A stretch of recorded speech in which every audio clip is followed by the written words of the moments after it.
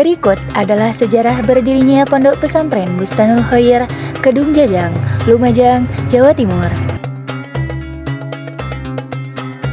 Pondok pesantren memiliki sejarah, keunikan tersendiri, dan perannya cukup memberikan pencerahan kepada masyarakat, terutama dalam ikut serta mencerdaskan anak bangsa dalam bidang keagamaan Islam.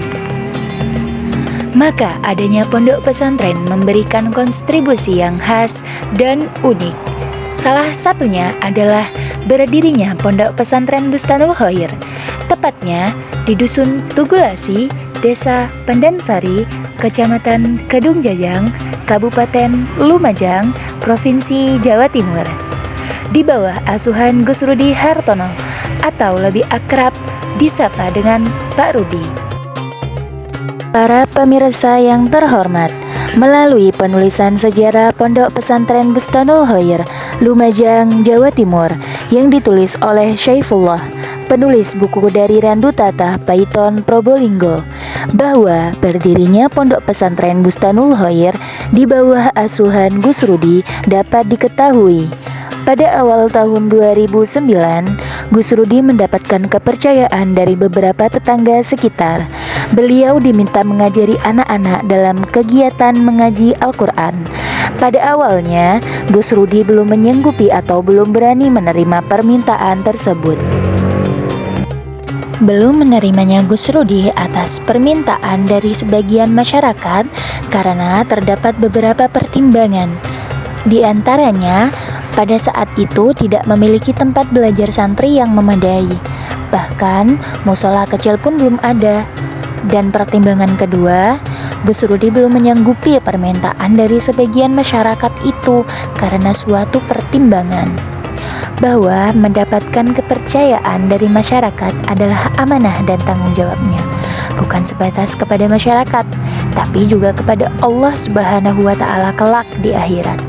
Pendek kata, Gus Rudi Hartono yang merupakan lulusan Pondok Pesantren Badri Duja Keraksaan Probolinggo tidak menerima permintaan masyarakat begitu saja, tapi dengan pertimbangan yang cukup matang dan penuh tanggung jawab. Bagi Gus Rudi, inilah prinsip untuk menjalankan amanah dari masyarakat. Jadi, mendapatkan amanah atau kepercayaan dari masyarakat dalam bidang pendidikan agama Islam seperti mengajarkan Al-Quran adalah tanggung jawabnya kepada Allah dan juga kepada masyarakat atau wali santri. Pada hari Jumat Kliwon, tepat tanggal 7 Oktober 2009, pukul 17.00, ada 3 anak yang dihantar oleh orang tuanya. Ada yang jalan kaki, ada juga yang masih digendong, dengan tujuan untuk belajar mengaji. Dan pada waktu itu, Gus Rudi dengan istrinya, Neng Mahmudah, ingin menyambangi orang tua yang berada di desa Sumberjo. Namun, Gus Rudi menggagalkan rencananya karena ada anak yang ingin belajar mengaji. Setelah pertimbangan demi pertimbangan dan memohon petunjuk dari Allah Subhanahu wa Ta'ala, karena seringnya Gus Rudi mendapatkan permintaan dari masyarakat untuk mengajari anak-anak santri mengaji, maka pada tahun 2010 Gus Rudi membuka Taman Pendidikan Al-Quran atau TPQ. Dengan tempat seadanya, pada saat itu kegiatan santri TPQ ditempatkan di samping kediaman Gus Rudi, tempat yang hanya seadanya, bahkan kondisi atapnya miring saat itu. Karena itulah masyarakat menjulukinya Langgar Mereng atau Langgar Miring. Gus Rudi tidak berkecil hati dan menyadarinya, karena inilah bagian dari sebuah perjuangan. Selang beberapa bulan kemudian, sebagian masyarakat juga meminta agar anaknya belajar tidak hanya fokus pada Al-Quran saja, tapi mereka juga meminta untuk pendidikan dalam bidang keagamaan yang lebih luas, atau mereka berkeinginan adanya madrasah diniyah.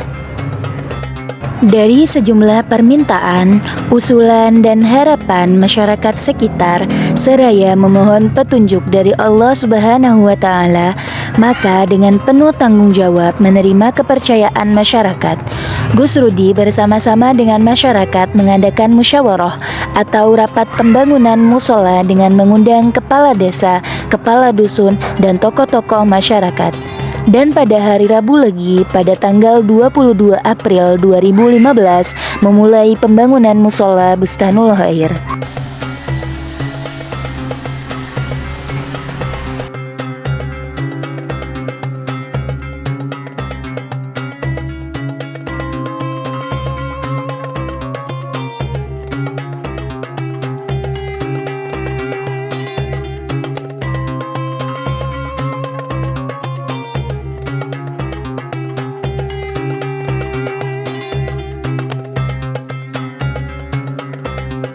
Perkembangan selanjutnya, Gus Rudi membentuk kepengurusan Madrasah Diniyah atau Madin Bustanul Khair untuk selanjutnya didaftarkan agar mendapatkan akta notaris, sehingga keberadaan lembaganya juga memiliki legalitas atau pengesahan dari pihak notaris dan Menkumham atau Kementerian Hukum dan Hak Asasi Manusia Republik Indonesia. Dari hal itu terbitlah izin operasional Madin dan diberi program tahfiz juga pembelajaran kitab salaf. Seiring perkembangan waktu, pada hari Kamis malam Jumat Legi, tanggal 13 Muharram 1441 Hijriah atau 13 September 2019 Masehi, sekitar pukul 16.00 kedatangan 9 santri mukim. Dari sinilah Gus Rudi berikhtiar lahir batin dengan cara berziarah ke sejumlah astah atau makbaroh para guru. Di antaranya astah almarhum Al-Maufurullah Kiai Haji Muhammad Hasan Genggong, Kiai Haji Badri Masduki Keraksaan, Kiai Mino Kalikajar Kulon, dan Kiai Haji Zaini Mun'aim Paiton Probolinggo.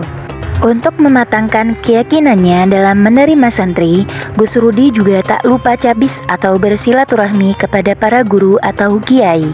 Di antaranya Kiai Haji Tauhidullah Badri, pengasuh Pondok Pesantren Badri Duja Keraksaan Probolinggo, Kiai Haji Hasan Abdul Jalal, pengasuh Pondok Pesantren Nurul Qodim Kalikajar Kulon Paiton Probolinggo, Kiai Haji Muhammad Zuhri Zaini, pengasuh Pondok Pesantren Nurul Jadid Paiton Probolinggo.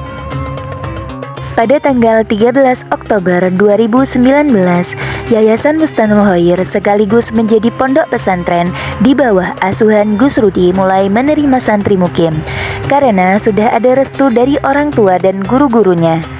Selanjutnya, Pondok Pesantren Bustanul Khair mulai menerapkan pembelajaran kitab-kitab pesantren yang lebih dikenal sebagai kitab kuning. Sarjilan Banyu Es wa Ma'ul Barojilan Banyu Bun.